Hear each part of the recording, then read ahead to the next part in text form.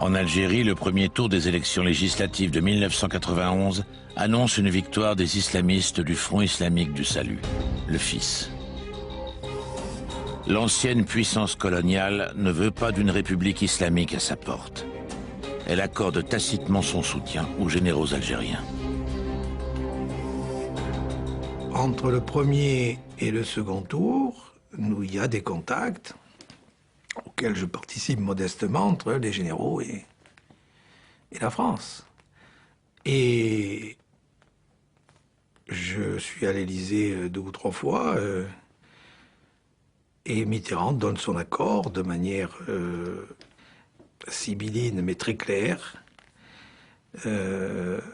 Pas de manière formelle, mais très claire, donne son accord pour que le deuxième tour n'ait pas lieu.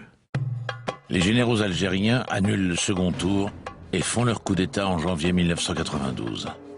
La France n'a pas tenté de les dissuader. Elle devient la cible d'attentats des islamistes, notamment signés par le groupe islamique armé, le GIA. Des attentats anti-français se produisent en Algérie en 1994. En décembre, le GIA détourne un Airbus vers Marseille.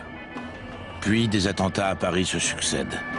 La situation n'avait jamais été aussi grave depuis la vague terroriste des années 80.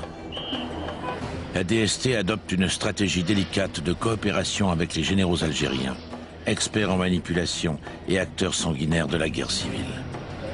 Ils sont suspectés d'avoir été mêlés à des actions anti-françaises, dont la mort tragique des moines de Tibérine. On nous a...